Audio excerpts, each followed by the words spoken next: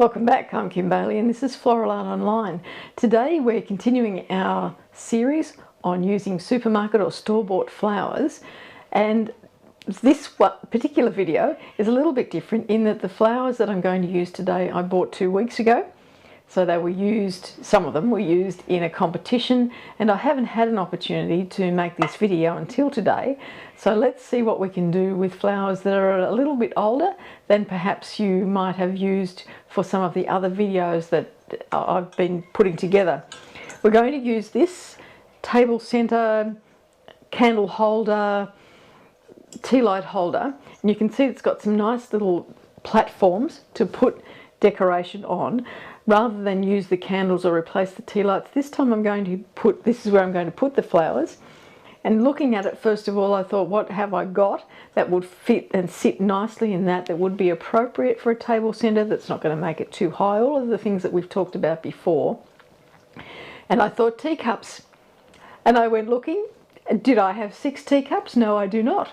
So there you go. So then I had to look at other things around the house that might fit into those areas nice and comfortably that I could still put flowers into. And what I discovered is that I do have a reasonable supply of alcohol vessels, and so I found some shot glasses and I found some sherry glasses. Now the sherry glasses, the base of the sherry glass fits absolutely perfectly into those spaces, which you'll see when we do the design, and the shot glass is a little bit looser. But again, I didn't have 6 shot glasses and I didn't have 6 sherry glasses, so we're going to mix and match a bit, and that's not a bad thing. It gives it a little bit of interest in the design. So let's see what we can do with our little bit aged flowers and our mix and match glassware for a table center. So let's get started on our design. We've got our little metal table center candle holder, and I have filled the glasses with a little bit of water, so we're ready to go. Just going to put the shot glasses at the end and put then the sherry glasses in the other sections. And so we're ready to go. You could of course colour the water if you wanted to, just to add to the decor that's around it. I'm not a great fan of coloured water with flowers, and in some cases the flowers will take up the colour, and so if you wanted that effect, that would be nice as well, but I like to leave it clean and neat in this fashion. So let's just have a look now at what we've got left in the flowers. That they are chrysanthemums. Some of them are really, really tired and not worth using. We'll just tidy them up.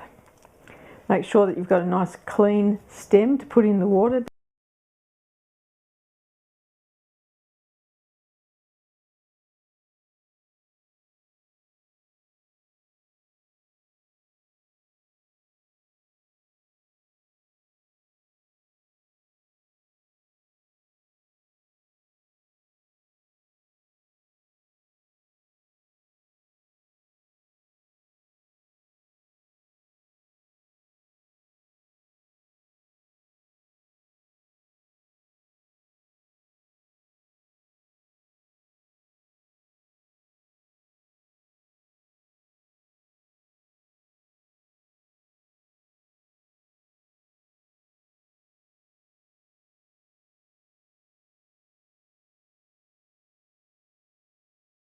So as you can see, I mixed and matched a little bit till I got the look of what I wanted. I think it looks nice and neat as a design for a table center. It's got some clean lines. If you wanted a little bit more filler for this area so that it's not quite so dominant, the holder itself, then I've picked up some conifer, because it'll last out of water and it can just be draped around. You might have some ivy or some other sort of vine, some jasmine, something like that you could trail around. You could actually, if it's a vine that needs a little bit of water, like a passion fruit or something like that, you could put the ends into the water sources here and twist it round your containers and then bring it down through the design. But for this one, we're just going to use this conifer. It's very sticky, so I'm trying not to touch it too much on the cut ends. But we'll just weave it through the design so that it fills up that base a little bit more.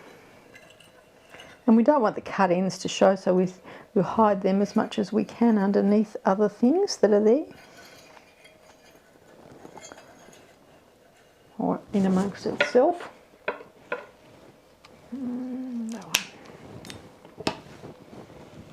And once again, you don't need very much, so you might have a very obliging neighbour who'll give you something that you can just put through there. I think that just, actually looking at it from here, I think that just finishes it off nicely. Brings a little bit of the plant material through to the base, so the base is not quite so dominant. You don't, when we talk about dominance, what we suggest you do is that you look at what you've produced, close your eyes, and then look at it again. And where does your eye first get drawn to? What is the first thing you see after you've closed your eyes and you open your eyes again? And if it's not the plant material, then you need to rearrange it a little bit so that the plant material is the focus for your presentation. But there we have our design using some tired but still usable flowers from our store-bought bunch from 2 weeks ago.